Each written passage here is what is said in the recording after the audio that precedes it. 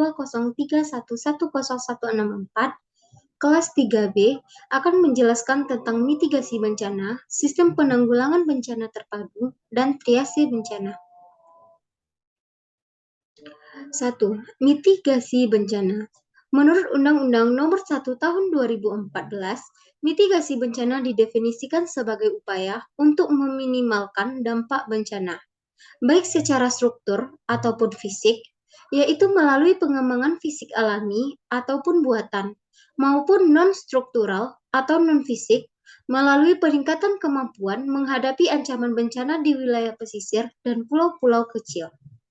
Secara sederhana, mitigasi bencana adalah rangkaian upaya untuk mengurangi risiko bencana, baik pada pra-bencana, saat bencana, hingga pasca bencana. Tujuan dari mitigasi bencana yaitu, menurut Peraturan Pemerintah Nomor 21 Tahun 2008, Pasal 1 Ayat 6 terdiri atas 2. Yang pertama, mitigasi struktural. Upaya pengurangan dampak bencana melalui konstruksi atau perubahan lingkungan fisik dengan mengaplikasikan solusi bersifat teknis. Contohnya yaitu membangun rumah pompa untuk antisipasi banjir, yang berfungsi untuk memindahkan air dari saluran satu ke lainnya, yang bertujuan untuk mengantisipasi terjadinya luapan air yang lancar. Yang kedua adalah mitigasi non-struktural. Upaya dalam mengurangi risiko dengan cara memodifikasi perilaku manusia atau proses alam tanpa memerlukan struktur teknis. Contohnya adalah mitigasi sosialisasi bencana dengan menggunakan mitigasi YouTuber, Twitter, dan lain sebagainya. Langkah-langkah dari mitigasi bencana adalah, yang pertama pada fase pra-bencana terjadi menjadi 2, yaitu kegiatan pencegahan untuk mitigasi, dan yang kedua adalah kesiapsiagaan. Pencegahan untuk mitigasi tahap awal dalam penanggulangan bencana untuk mengurangi dan memperkecil dampak dari bencana tersebut. Contohnya yaitu memberikan penyuluhan atau sosialisasi waspada terjadinya banjir, buang sampah pada tempatnya. Untuk kesiapsiagaannya bisa dengan cara merespon kejadian bencana tersebut. Perencanaan dibuat sesuai dengan bencana yang sudah terjadi. Contoh yang kedua yaitu siap siaga dalam menghadapi erupsi. Kita harus bersiap siaga sebelum gunung mengeluarkan erupsinya. Misalnya kita telah mengetahui tentang tanda dan gejala tersebut, mengetahui jalur evakuasi saat terjadinya bencana. Pada fase saat terjadinya bencana, disebut juga dengan tanggap darurat bencana. Langkah yang kita lakukan yaitu pengkajian secara cepat dan tepat di dalam lokasi bencana tersebut. Yang ketiga adalah pasca bencana. Pasca bencana ini terbagi menjadi 2, ada rehabilitasi dan rekonstruksi. Untuk rehabilitasi, untuk mengembalikan daerah yang terkena bencana, perbaikan daerah lingkungan yang terkena bencana, perbaikan sarana dan prasarana umum, dan perbaikan rumah masyarakat. Untuk rekonstruksi, untuk membangun sarana dan prasarana yang sudah rusak. Contohnya, pembangunan sarana prasarana tempat ibadah. Beberapa kegiatan mitigasi bencana yang dilakukan, diantaranya yang pertama, pengenalan dan pemantauan risiko bencana. Yang kedua, perencanaan partisipatif penanggulangan bencana. Yang ketiga, pengembangan budaya sadar bencana. Yang keempat, penerapan upaya fisik, non-fisik, serta pengaturan penanggulangan bencana. Yang kelima, identifikasi dan pengenalan terhadap sumber bahaya atau ancaman bencana. Yang keenam, pemantauan terhadap pengelolaan sumber daya alam. Yang ketujuh, pemantauan terhadap penggunaan teknologi tinggi. Dan yang terakhir adalah pengawasan terhadap pelaksanaan tata ruang dan pengelolaan lingkungan hidup. Selanjutnya kita masuk pada poin kedua, yaitu sistem penanggulangan bencana terpadu. Sistem penanggulangan bencana terpadu yaitu merupakan suatu jejaring provider yang mengadakan upaya untuk penanggulangan penderitaan gawat darurat, baik untuk sehari-hari maupun bencana secara kontinu dan terkoordinasi pada penduduk di suatu wilayah. Tujuan dari sistem penanggulangan bencana terpadu, yang pertama, supaya korban gawat darurat kondisinya tidak semakin parah dan menekan angka kematian. Yang kedua, meningkatkan akses dan mutu pelayanan kegawat daruratan. Yang ketiga, mempercepat waktu penanganan atau respon time korban atau pasien gawat darurat serta menurunkan angka kematian dan kecacatan.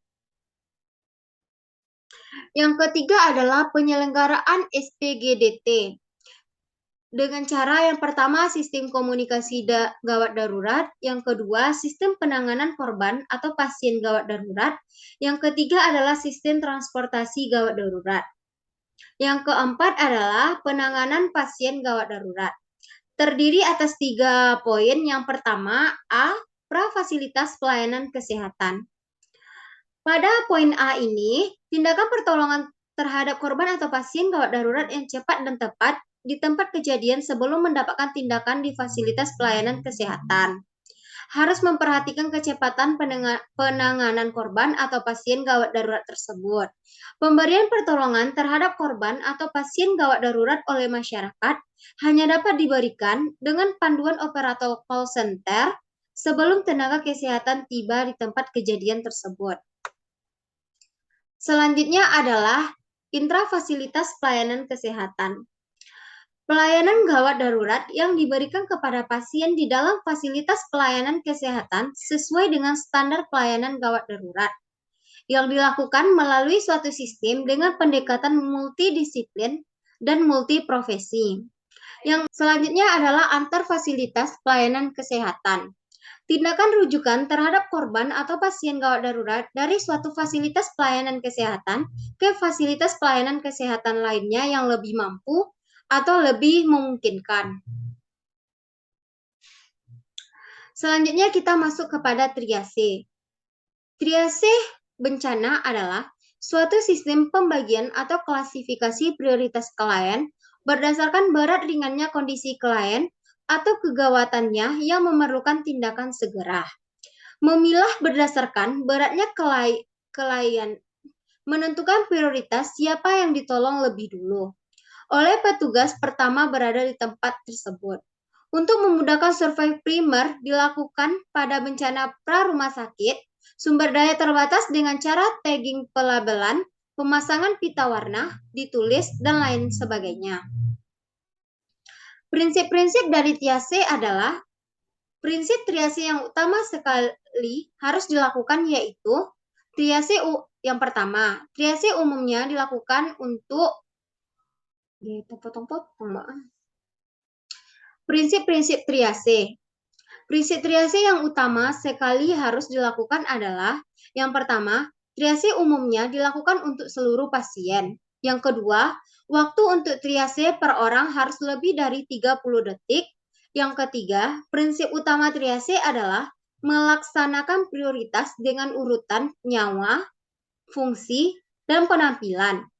Yang keempat adalah pada saat melakukan triase, maka kartu triase akan dipasangkan kepada korban luka untuk memastikan urutan prioritasnya.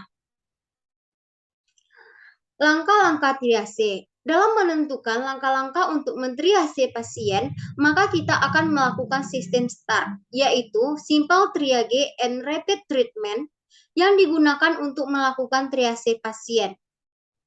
STAR atau Simple Triage and Rapid Treatment ini terbagi menjadi 4 langkah. Yang pertama, untuk langkah pertama, korban yang dapat ditunda ke kelompoknya, yaitu korban yang mampu berjalan. Kemudian, arahkan korban tersebut ke tempat yang sudah ditentukan. Lalu, berikan tanda hijau pada korban tersebut. Untuk langkah kedua, yaitu periksalah pernafasan. Bila korban tidak bernafas, buka jalan nafasnya. Bila tetap tidak bernafas, maka diberi tanda hitam. Bila pasien tersebut bernafas, hitung frekuensinya. Jika frekuensi dari pernafasan pasien tersebut lebih dari 30 menit, beri tanda merah. Dan jika pernafasannya lebih dari 30 menit, lanjutkan untuk langkah ketiga. Pada langkah ketiga ini, kita akan melakukan penilaian sirkulasi.